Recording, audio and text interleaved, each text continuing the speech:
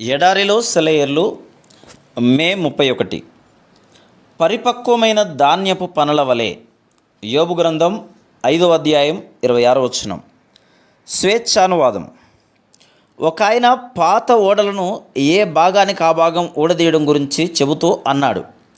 పాత ఓడలకి వాడిన కలప నాణ్యతను పెంచేది దాని వయస్సు ఒకటే కాదు, ఆ ఓడ సముద్రంలో అలల తాకిడికి గురై అటు ఇటు అల్లాడిన సందర్భాలు, అది మోసిన సరుకులు కూడా దాని కలపను పదును పెడతాయి.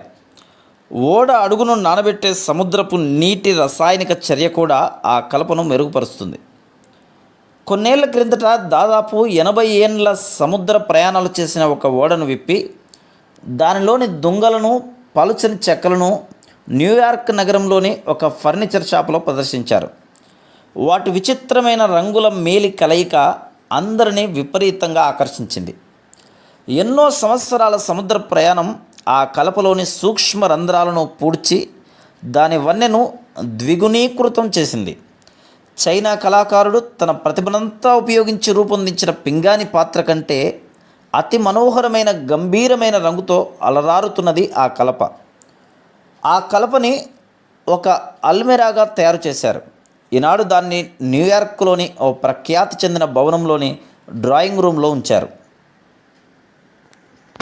అలాగే తమ ఇష్టానుసారంగా స్వార్థముతో ఇతరులెవరికీ ఉపయోగం లేని బ్రతుకు గడిపిన వృద్ధులకి, జీవన సాగరాలను దాటుతూ దేవుని సేవలోనూ మనుషులకి సహాయపడడంలోనూ ఎన్నో బరువుల్ని మోసిన వృద్ధులకి వాళ్ళ గుణలక్షణాల్లో చాలా తేడా ఉంటుంది.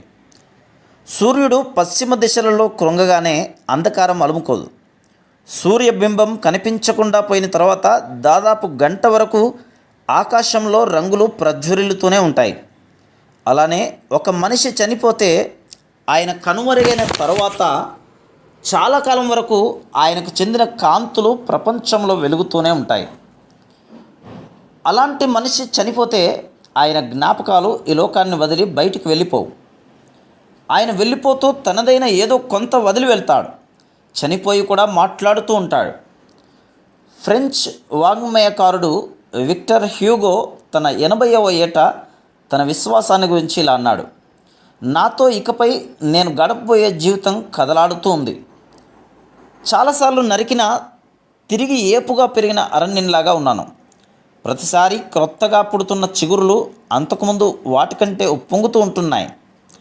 పైకి ఎదుగుతున్నాను. సూర్యరశ్మి పైనుండి నన్ను సోకుతున్నది. భూమి నాకు పుష్టికరమైన లవణ జలాలను ఇస్తుంది.